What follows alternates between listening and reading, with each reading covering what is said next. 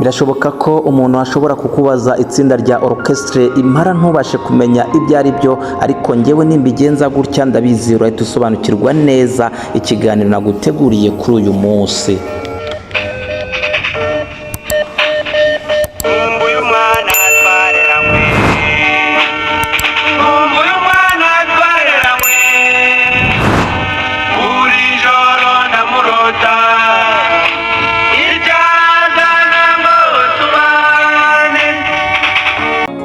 Wabyumvise neza cyane, rero tugiye kukugezaho amateka ya orchestre Impara de Kigali, rimwe mu matsinda yarakomeye cyane mu Rwanda, ryasize amateka akomeye atazibagirana mu muziki nyarwanda kuva mu myaka yatambutse kugeza maginga ya rero.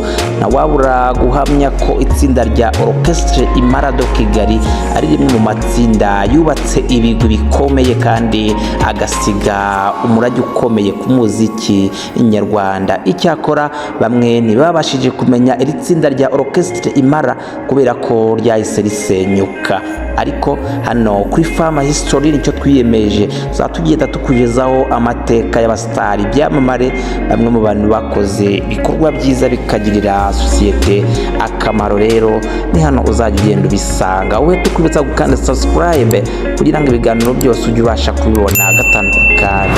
Ikaze. Ni muri urwo rwego rero hano kuri Fama History twagize gutya dutemberera i Kigali hariya mu Gatsata, maze tujya kureba uwitwa Sebigeri Paul waruzwi ku kazina ka Mimila Rose. Uyu nguyu niwe wagize uruhare rukomeye mu ishingwa ry'iyi orchestre Impara de Kigali. Sebigeri Paul rero mu majwi yagiye atuganiriza yatubwiye ko iri tsinda ryatangijwe n'abagabo babiri ari we ndetse na Sebanani Andre. Uyu nguyu nawe wamenyekanye cyane mu ndirimbo zitandukanye twita karahanyuze. Uyu nguyu yamenyekanye kandi mu nyinamico zagiye zikundwa na benshi. Sebanani Andre rero nawe waruzwi ku kazina ka Pepela Rose ndetse na Mimila Rose ari we Sebigeri Paul.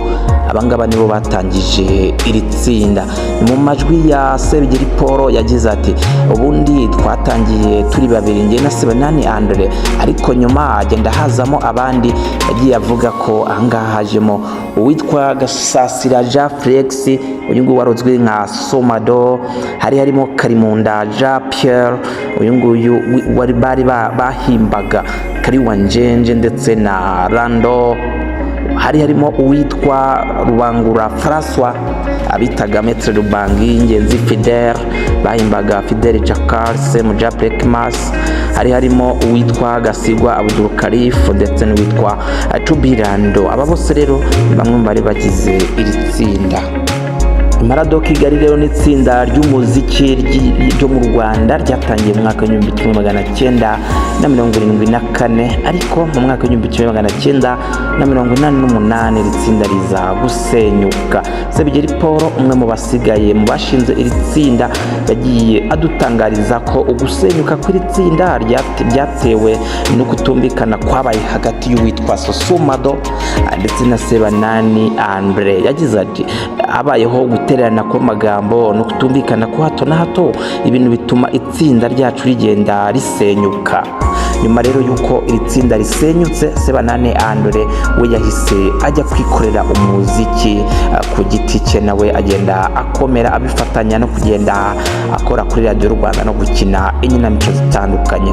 Sebanani Andre ndetse n'uwitwa Sebigeri Paul bose nibo bagiye bagira uruhare mu ishingwa ry'iyi orchestre Impara de Kigali yagiye ikundwa na benshi.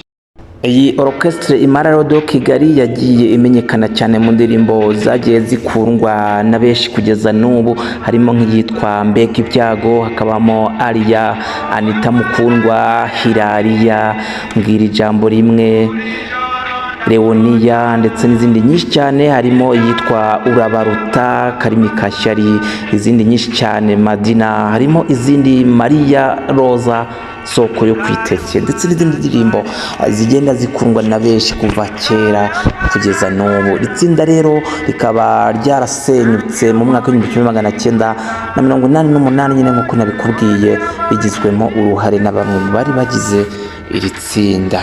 ngayo nguko rero twaturimo turagenda tukugezaho amateka ya Orchestre Impala de Kigali, itsinda ryari rikomeye cyane ryasize amateka akomeye mu muziki nyarwanda ku buryo nyine ritazibagirana kuva kera kugeza n'ubu. Wakoze kubana natwe, wowe wagiye ukurikira ibiganiro byacu, Imana ikomeze ikurinde.